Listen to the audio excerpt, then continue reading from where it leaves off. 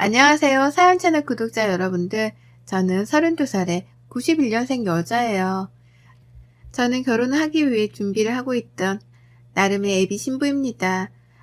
남의 일인 줄만 알았던 결혼을 막상 해보려고 시도를 했고, 남자친구랑 결혼 약속을 하고 준비하는 과정에서 이 사연 채널도 알게 되었었죠. 그래서 구독도 했고요. 한창 바쁠 때가 맞는데 이렇게 컴퓨터 앞에 앉아 사연을 적어 보내봅니다. 이 채널 안에는 저보다 더 오래된 인생 선배님들이 계실 테니 마음 한번 기대보자는 마음으로 이렇게 사연을 들고 와봤어요.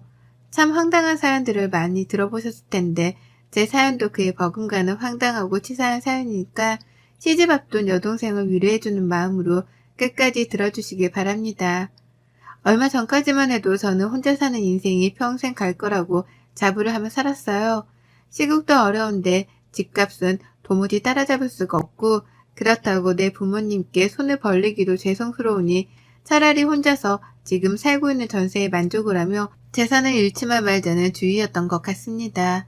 한마디로 비혼을 추구하는 입장이었죠. 반면 4년 전부터 교제를 해왔던 남친은 저와 조금은 다른 입장이었습니다. 처음 사귀던 2년 동안에는 결혼이라는 단어에 대해서 단 한 번도 언급을 하지 않던 사람이었거든요. 물론 제가 비혼을 추구한다는 말을 간혹 꺼냈어서 제 눈치를 보느라 그랬을 수도 있고요. 하지만 2년 전부터는 가끔씩 아니 이 집만 하면 결혼을 하고 싶다는 뉘앙스의 말을 꺼내더라고요. 지나가다 아이들만 봐도 예뻐 죽겠다며 눈을 못 떼고 집에다 바래다 주는데도 헤어지는 게 싫다면서 저한테서 눈을 못 떼는 겁니다. 차라리 결혼을 하면 예뻐라 하는 아이들도 매일 볼 수 있고 저랑 헤어지지 않아도 되지 않냐고 하면서요. 어찌나 낯뜨겁고 간질간질 거리던지요. 이런 게 연애를 하는 기분인가 싶고 이 남자가 날 많이 좋아라 하는 것보다 싶으면서도 한편으로는 부담스럽고 오만 생각이 들며 혼자 복잡했었습니다. 그런데도 정신을 차려보니 제가 결혼 준비를 하게 되더라고요. 나 좋다고 하는 남자라면 결혼을 해서라도 그 마음의 변화는 없겠거니 했거든요. 프로포즈를 간소히 받았고 그때부터 본격적으로 저와 남친의 결혼 준비가 시작되었습니다. 각자 직장을 다니고 각자 일이 충분히 바쁜 걸 잘 아니까 서로 평일을 터치하진 않았어요. 다만 시간적인 여유를 가지고 주말이 되면 불이 났게라도 결혼 준비를 하려 했죠. 같이 카페에 가서 인터넷도 검색해보고 샵도 하나씩 다녀보기 시작하면서 말이에요. 이왕 결혼이 이르지 못한 김에 서두를 건 없다 싶었답니다. 그렇게 두 사람의 뜻에 맞게 준비를 잘 하고 있었는데 참나 참 별거로도 트집을 잡고 싸움을 일으키는 게 시댁이더라고요. 저에게만큼은 쓸 일이 없을 줄 알았던 그 시무라는 존재가 결혼을 코앞에 두면서는 점점 더 크게 다가오기 시작했답니다. 왜냐면 애비 시어머니가 며느리 군기를 잡겠다고 결혼 전부터 나대기 시작하셨거든요. 그것도 치사하게 먹는 거 가지고서 말이에요. 애비 시부모님은 한 달 전쯤에 처음 뵙게 되었답니다. 그 전에 더 일찍 만날 수도 있었는데 남친이 자꾸만 만남을 피하려고 하더라고요. 그런 느낌을 계속해서 받았어요. 결혼을 하게 되었으니 적어도 인사는 먼저 드리고 최소한 허락이라도 받아야 하는 게 아니냐고 물어보면 남친은 늘 상관없다고 말을 했죠. 부모님은 자신의 의사를 100% 존중을 해주시는 분들이고 이미 제 사진도 몇 번 보여줘서 제 얼굴도 알고 있다고 말이에요. 그래서 부모님을 만나는 건 충분히 나중에 해도 되는 일이라고 말입니다. 처음엔 그냥 그런 거보다 했어요. 내 얼굴도 알고 있다고 하고 남친의 의사를 존중해주는 분들이라고 하니 적어도 젊은 자식의 앞길에 죄를 뿌리지는 않는 신세대스러운 분들이겠지 싶었답니다. 저희 부모님이 약간 그런 쪽이었거든요. 저 하는 일을 말리지 않고 무조건 존중해주고 응원해주는 분들 맞이죠. 서로의 부모님이 비슷한 면이 많구나 싶어서 저로서는 오히려 더욱 호감이 갔었답니다. 그래서 남친이 하는 말대로 서두르지 않았어요. 나를 보고 싶어 한다면 예비 시부모님이 먼저 연락을 취해주시거나 필요할 때 남친이 약속을 잡아주겠거니 하면서 기다렸어요. 그러는 사이에 실제로 제가 회사 일이 바빠서 정신없이 일에만 몰두를 해야 했던 시기도 분명 있었고 그와 동시에 결혼 준비를 주말마다 해내보려고 하니 시간 자체가 너무 빠듯해서 예비 시부모님에 대한 생각은 까마득히 잊고 있었답니다. 그러는 중 남친이 한 달 전에야 예비 시부모님을 뵙자 말을 꺼내더라고요. 부모님이 저를 보고 싶어 하신다는 말이에요. 올 것이 왔다 싶었습니다. 그리고 한편으로는 너무 감사했어요. 나에게 관심이 없어서 보잔말을 안 하시는 건가 싶었는데 이제라도 보고 싶다 말씀을 해주셨다고 생각을 하니 긴장도 되었지만 설렘도 컸던 거죠. 열심히 잘 보일 준비를 했고 남친의 말에 따라 시어머니가 좋아하신다는 예쁜 꽃도 사갔고 시아버지랑 함께 나눠 드시라고 건강 홍삼 세트도 하나 사갔습니다. 이것도 제가 결혼을 먼저 한 회사 선배들한테 물어보고 또 물어봐서 정했던 선물이었어요. 제 나름 열심히 준비를 해간 선물 말이에요. 하지만 시작부터 그 선물 하나 때문에 저의 첫인상은 완전 개판이 되었답니다. 어머님이 꽃을 거들떠도 안 보시더라고요. 꽃을 들고 가는 그 순간부터 꽃에 한 5초 정도 진심을 다해 시선을 고정시키더니 제 손에 든 홍삼부터 집어서는 곧장 부엌으로 들어가시는 겁니다. 뒤따라 꽃을 들고 쫓아가면서 어디다가 놔둬야 하는 건지 슬쩍 물었는데 어머님은 에휴 쓸모있는 것도 많은데 왜 하필 꽃을 라고 대답을 하셨답니다. 정확히 이렇게요. 그 바람에 저는 눈치를 챘죠. 어머님이 꽃 말고 좀 더 돈이 되거나 먹을 수 있는 그런 것들을 바라시는 거구나 라고요. 하지만 어쩌겠어요. 이미 사온 꽃인걸요. 처음 보는 애비 며느리한테 그런 식으로밖에 말을 못하는 어머님이 살짝 밉기도 했지만 봐줬습니다. 처음이니까요. 둘 다 시어머니 대 며느리로 만나는 만남 자체가 처음이라 긴장을 했을 테니 그런 걸 대다 믿었습니다. 그리곤 꿋꿋이 버텼죠. 하지만 그날 저랑 어머님은 제대로 된 대화 자체가 되질 않았어요.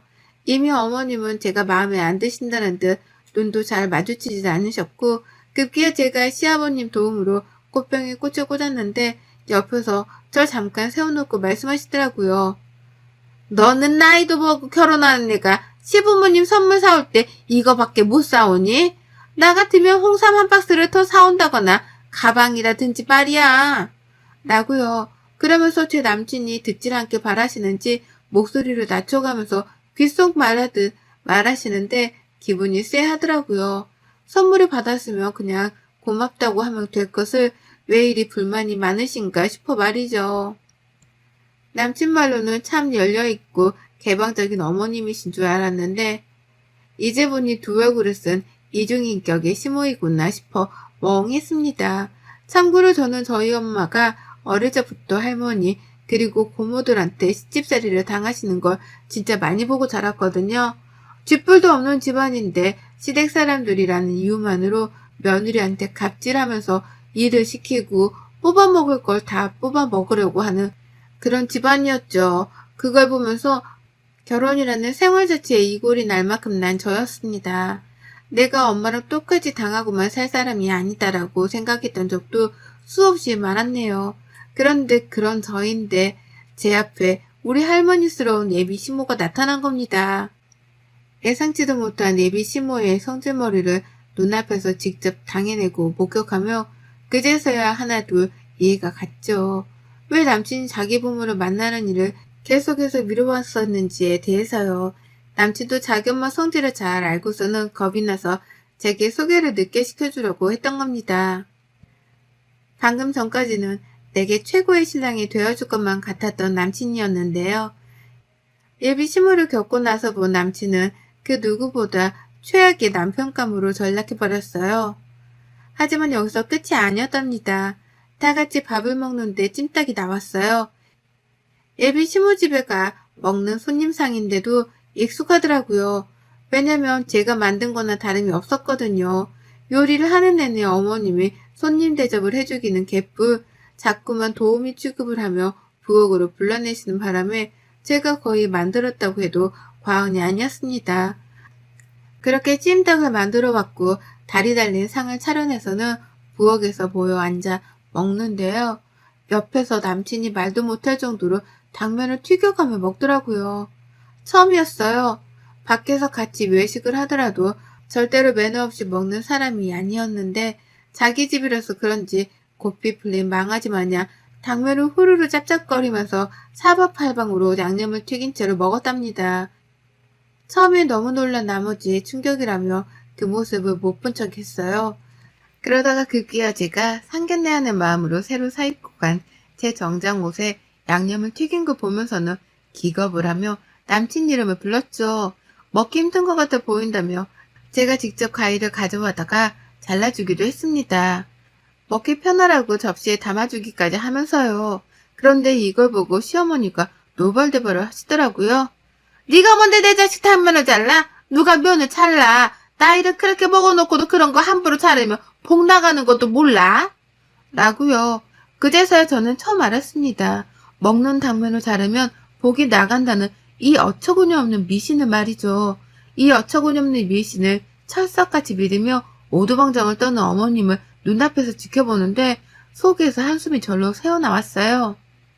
이 결혼은 아예 안 되겠다는 마음이 아주 굳건하게 들어서기 시작했고 벌써부터 예약한 몇 업체들을 취소할 생각에 머리가 어질어질 거렸습니다.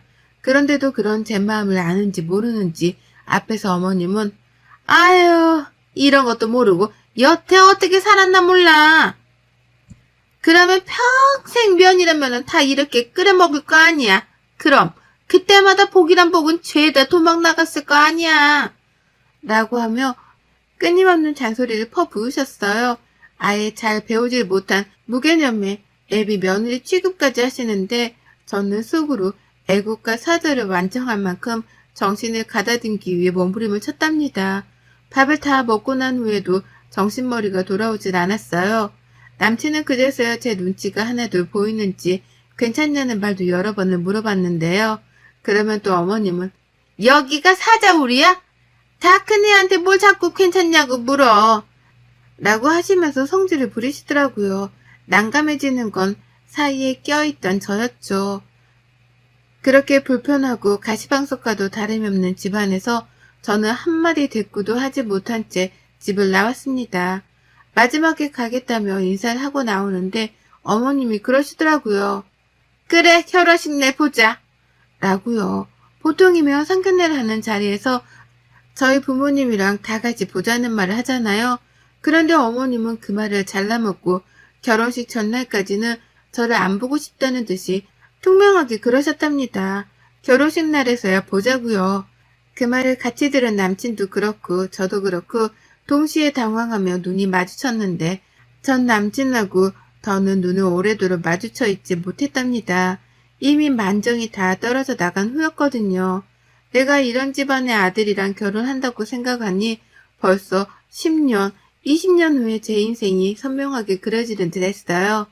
시어머니의 시집살이로 같이 싸우던지 삐지던지 아님 절연을 하든지 셋 중 하나일 것이 분명했습니다. 그리고 전 끝내 불편하게 해서 미안하다는 일말의 표정조차 지어주질 않는 어머님을 바로 한 달 후 저희 집에 초대했답니다. 네, 그날 그렇게 애비 시댁에 가서 모진 취급을 당하며 눈칫밥을 얻어먹고 왔는데 이번에는 제가 직접 남친의 부모님을 제 자취방으로 초대한 거예요.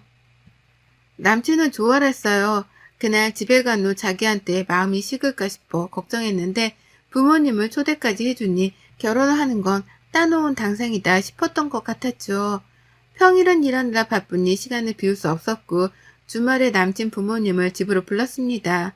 평일에 오겠다고 손님 주제에 시어머니가 고집을 부리시는 걸 겨우겨우 말리고 바꿔서 토요일에 약속을 잡았었네요. 다른 건 하나도 해놓지 않았어요. 소중한 주말인데 내 손모가지를 고생시켜 가면서 굳이 요리를 할 이유는 없었답니다. 그래서 최대한 간단하지만 제가 좋아하는 음식으로 준비를 했어요. 이름하여 비빔국수 말입니다. 야채를 넣고 싶은 걸 넣은 것도 아니었습니다. 그냥 냉장고에 아예 있는 걸 꺼내 넣었죠. 양파, 당근, 사과가 있길래 얇게 썰어 대야에 넣고 야채가 있어야 하나 싶어서 베란다에서 조그맣게 키우고 있는 상추를 따다가 넣었네요. 그리고서는 계란을 삶고 면을 삶았습니다. 요리를 다 하고 나니까 30분이 채 걸리지도 않았어요. 그러는 사이 예비 시부모님은 남친을 따라 집에 들어왔고 어머님은 집안을 아주 그냥 제 집 마냥 샅샅이 뒤져보시더라고요. 베란다에 나가서는 제가 키우는 반려식물들을 보며 이런 건 다 공간 낭비인데 라고 잔소리까지 꺼내 드셨답니다. 봐도 봐도 적응 안 되는 성격을 가진 분이셨어요. 그런 어머님을 나몰라라 하며 저는 끝내 비빔국수 하나를 내어놨고 밥을 먹자는 제 말에 달려온 어머님은 기겁을 하며 저 노려보셨죠. 왜 꼴랑 이거밖에 준비를 안 했냐는 표정이었답니다. 물론 저는 그런 눈초리를 받는 걸 알면서도 신경조차 쓰질 않았네요. 신경 써봤자 제 정신건강에만 좋을 게 없었으니까요. 다 같이 후루룩 국수를 먹는데 어머님은 말씀이 없었어요. 아무리 생각해봐도 예비 며느리가 자신한테 고기 한 조각 들어가 있지 않는 비빔국수만 만들어줬다는 사실을 받아들이기 힘들어하시는 듯 보였습니다. 하지만 옆에서 그 속도 모른 채 맛있다면서 후루룩 먹어대는 아버님과 아들 모습에 속도 터지셨던 것 같아요. 그래서인지 먹다가 한숨을 쉬고 또 먹다가 한숨을 쉬고 반복해가면서 기분이 나빠했던 티를 아주 파악판대를 하셨죠. 그리고 저는 그런 시어머니의 머리 꼭대기 위에 올라가 있었습니다. 한숨을 쉬건 말건 신경도 안 쓰고 제 멋대로 막 국수를 말아먹었어요. 남친이랑은 평소처럼 대화도 나누려 했고요. 그러자 어머님은 그제서야 말씀을 꺼내셨는데요. 제 집에 대해서 물으시더라고요. 기분 나쁘라고 던지는 말인 것 마냥 말에는 가시가 박혀 있었고요. 너는 그래서 이 집이 천사라고? 언제 돈 모아서 집 살래 니들? 평수가 이게 넉넉할런지는 모르겠는데 결혼하면 그냥 딴 데 가서 살지 말고 여기서 쭉 살아라. 네가 살림은 다 가지고 있으니까 우리 아들은 몸만 들어와도 되겠네. 결혼이 뭐 대단한 것도 아닌데 여기서 조용히 시작해. 라고 말씀을 하며 이미 저랑 남친이 결혼을 하는 걸로 결론을 내리셨습니다. 나는 내 집에 남친을 들여서 살 생각이 하나도 없는데 어머님은 전셋집 하나 있는 며느리 덕분에 돈이 굳었다고 생각을 하신 건지 무조건적으로 이 집에서 신혼집을 차리게 할 작정이신 듯 했습니다. 당신 아들은 아무것도 들고 오지 않아도 되겠다는 말을 참 당연하다는 듯 뱉어내시더라고요. 형용할 수 없을 만큼의 화가 저를 가득 채우고 있는데 그러는 그때 어머님의 웃음 광경 하나가 포착이 되었어요. 어머님이 비빔국수를 자신의 이로 끊어서 드시더라고요. 너무 볼썽사납도록 딱딱 말이죠. 불과 한 달 전 처음 마주해서 어렵고 불편했던 예비 며느리한테 면을 잘라 먹으려 한다고 잘 배우지 못했네 어쩌네 하며 그리 혼을 내시던 분이었는데요. 정작 자신도 먹기 불편하다는 이유로 그 면을 직접 잘라서는 먹는 겁니다. 복나가게 말이죠. 그러니 제가 그 찰나의 순간을 놓치지 않으려 했죠. 이건 신이 주신 기회다 싶었으니까요. 그 꼴을 보자마자 뒤도 안 돌아보고 부엌으로 냅다 들어가 버렸습니다. 그리고는 한켠에 놓여져 있는 생면을 제 주먹 안에 양껏 쥐고서 나왔어요. 어머님은 국수를 먹다 말고 쟤가 왜 저래? 라는 말까지 하시면서 저를 뒤돌아 쫓아보셨고 그 주변을 따라 남친이랑 아버님까지도 저를 쳐다보시더라고요. 저는 그 모든 사람들의 시선을 한몸에 받으면서 주먹에 쥔 생면을 시어머니 국수 그릇에다가 집어넣었습니다. 어머님은 어쩔 줄 몰라 하며 당황해했죠. 나 더는 안 먹을 거야. 이걸 왜 나한테 줘? 라고 하면서 비빔양면이 하나도 비벼지지 않는 흰 생면을 보며 맛대가리 없는 음식이라도 마주한 것 마냥 표정을 일그러뜨리셨어요. 그런 어머니께 저는 바로 잔소리를 퍼부어댔죠. 아니 복 나가는 일이라고 사람을 그렇게 망신을 줘가면서 혼을 낼 때가 엊그제인데 어머님 지금 뭐 하시는 거예요? 왜 그 면을 잘라 먹어요? 복 나가는 거 몰라요? 복 나가게 누가 면을 잘라 먹으래요? 왜 잘라 먹냐고요? 나보고는 잘라 먹지 말라면서요. 라고 말이에요. 이런 제 말에 어머님은 그제서야 제가 한 행동을 이해라도 하신 건지 입을 쫙 벌린 채로 천장을 올려다봤습니다. 옆에서 남친은 그러네 잘라 먹었네 라면서 누구부터 말려야 하나 쌍방을 바라보며 두리번거렸고 저는 시어머니와의 눈싸움에서 지지 않으려고 일부러 더 씩씩대가며 화를 표현했어요. 어머님은 여전히 충격을 받으셨는지 전만큼이나 잔소리를 퍼붓지 못하셨습니다. 흰 생면을 보고 밥맛이라도 떨어지신 건지 젓가락까지 내려놓고서는 아유 나 안 먹어 라고 하며 새초롬하게 자리에서 일어섰는데요. 그런 어머님께 저는 두 번 생각하지도 않고 말씀드렸어요. 안 드실 거면 이제 집이나 가세요. 저랑 무슨 인연이 있으시다고 남의 집에 들어와서 밥도 안 먹을 건데 있으려고 하세요? 라고요. 그 말에 이번에 남친까지 나서서 제가 너무하다며 절 말리라 하더라고요. 어머님도 시어머니 될 사람한테 말을 그따위로 하려 한다며 화를 내기 시작하셨고요. 하지만 이내 제가 뱉어낸 말에 모든 남친의 식구들은 입을 다물어 버렸답니다. 왜냐고요? 제가 그랬거든요. 이 결혼은 이미 한 달 전에 처음 뵈었을 때부터 깨졌다고요.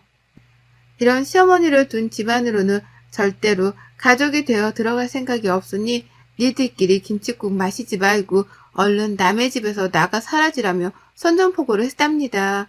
결혼 생각이 일도 없는 나를 앞에 두고 왜 니들끼리 예비 며느리 예비 시어머니 하면서 김칫국을 마시는 거냐고요. 이 집이 전세인 것도 맞고 집이 좀 좁은 것도 맞지만 그래서 나 혼자 평생 살 거고 나 말고 다른 놈은 공짜로 집안에 들일 생각이 없으니 전세라도 가지고 있는 며느리는 딴 데서 찾아보라며 시어머니께는 재차 경고의 쐐기를 날렸답니다. 나한테 빌부터 아들놈을 결혼시킬 생각은 꿈에도 꾸지 말라는 뜻에서요. 그러니 어쩌나요? 어머님은 그 상황 자체가 너무 민망스럽고 자존심도 상하신 듯 보였어요.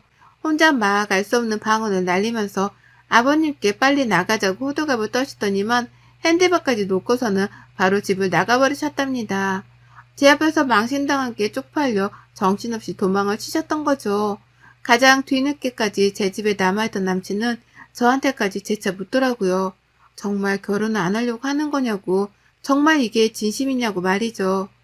왜 갑자기 밥을 먹다 이렇게 싸움이 커진 거냐고, 저번에 집에서 엄마한테 혼이 나서 그런 거냐고 말이에요. 이 일을 가지고서 남친은 겨우 예비 시어머니한테 혼이 나서 버린 저의 복수 같은 걸로만 취급을 하려 하더라고요. 심각성을 잘 알지 못하는 듯 보였답니다. 그래서 저는 재차 확답을 해줬어요. 너랑 결혼 안 해. 안 해. 라고 말이에요. 그 말에 남친은 어머님을 대신해서 사과를 하다가 결국 지도 자존심이 상했던지 자기 엄마 핸드백을 챙기고 집을 나가버렸답니다.